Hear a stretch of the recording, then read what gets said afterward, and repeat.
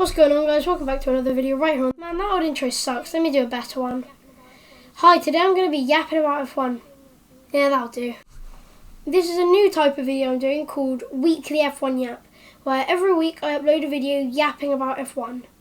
And today I'm going to go through my predictions for the 2025 season because we're very close to the F1 75 launch event in London, and I don't want this to come out after that. Alright, this is my first prediction, and it involves a rookie. What? Is he a rookie?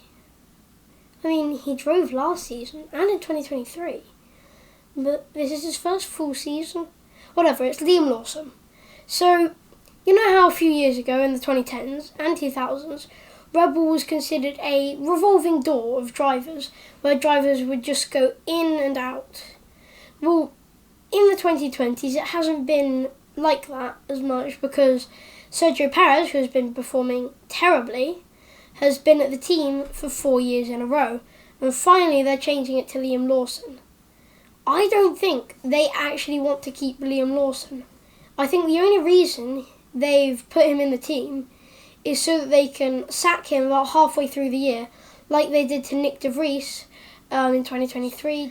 I think they just want to get their reputation back as a team that will fire literally anyone if they're not doing well enough.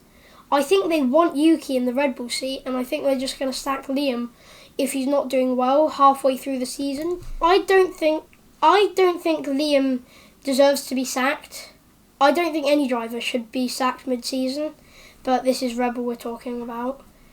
I think if Liam's not doing well, it's fair enough. It's fair by Red Bull standards. Obviously, for other teams, that's definitely not fair, but it is Red Bull we're talking about, so.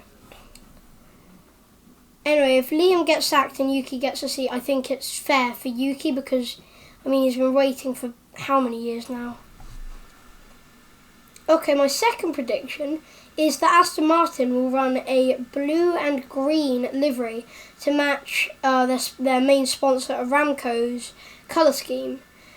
And I think it's actually going to look really good because their like dark green mixed with a nice blue colour could really suit Fernando especially. I'm not sure about Lance because every time I see images of him in the Racing Point uniform, it just looks really bad, but to be fair, that was more pink than blue, so maybe it will look good on him. Anyway, I hope they do this livery because I think it would look really cool. My third prediction is that Behrman is going to get into serious trouble with the FIA, whether it's for swearing, being too aggressive of a driver, or just being annoying. I think he's going to get into some form of trouble with the FIA. Similar to how Magnussen did last year, getting a race ban, a lot of penalties. I think something similar is going to happen with Ollie. I think he's going to follow in Kevin Magnussen's footsteps. So my fourth prediction is that F1 75, the launch event for showing liveries, is actually going to be good. In fact, it's going to be so good that they're going to do it again next year, and it's going to get even more viewership. I think. So it says there's going to be music performances. At the time of recording this video, the artists haven't been listed yet. I think they're going to have Kendrick Lamar. The launch event will show all the liveries. I think there's going to be one livery that people are very shocked and like, you can't do that. You can't put that on a livery.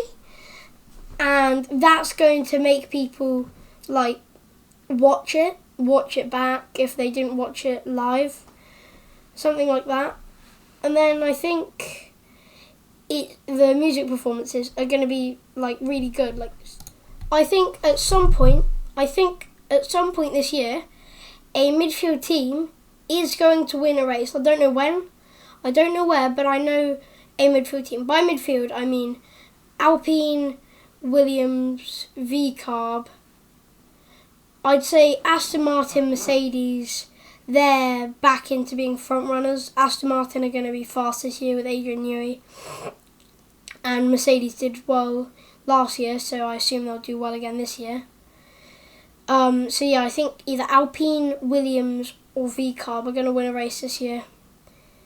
I think Williams, out of the three, have the best chance as they have Alex Albon and Carlos Sainz, which is a very strong driver lineup. Shame their car isn't that strong. And James Vowles is a great team principal. I know team principal doesn't really play a role that much in on-track action, but I have a feeling he'll find a way to help them if they get a win, help them to that win.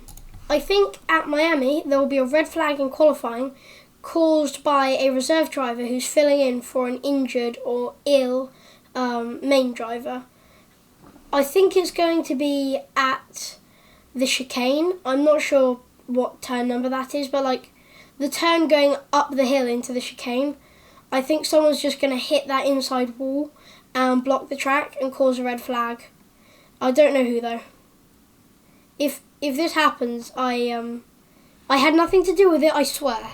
Alright, for my 7th prediction, I think there will only be one safety car throughout this year. I think there's going to be a lot of VSCs and a lot of red flags, but I think Bernd Mailander, if he's still driving the safety car, I'm not sure. I don't think he's going to have much work to do this year. I think there's only going to be one safety car, and that's going to be at Mexico. I think every single rookie will DNF at Monaco. I know this one's a bit specific, but I think all of them will DNF at Monaco. So Kimi will DNF first. Kimi Antonelli will DNF first until Liam Lawson hits him on the next lap, and which will cause a red flag. And later in the race, the others will DNF. I think Jack Doohan will collide with a V-carb, but it's not going to be Isaac Hadjar. And then at some point, Isaac Hadjar is going to DNF, and then Gabriel Bortoleto is going to have an engine failure because Sauber are a bit terrible. This prediction is very unlikely, very bold, but I just see it happening somehow. I think an F2 driver will do a test for a big fast F1 team like Ferrari or Mercedes or Red Bull at COTA, and this F2 driver will set the fastest lap time of the entire season at COTA in the Red Bull or Ferrari or Mercedes, and go faster than the actual F1 drivers in an F1 car at COTA. But I don't think this F2 driver will win the Formula 2 World Championship, but they'll still get a seat next year. So my final prediction for this video, an animal will cause a red flag during the second lap of a race. It will narrowly avoid being hit by Oscar Piastri, and Oscar will think that he hit the animal and feel really sorry. And then his race engine is just going to be like, "It's okay, Oscar. You didn't actually hit the lizard," or whatever the animal is. I'm just saying lizard because that's what it normally is. Thank you for watching. Make sure to subscribe, share the video, like the video, all the usual stuff that we tell you to do. I'll be posting another one of these next week. Yeah, thanks, and yeah, bye.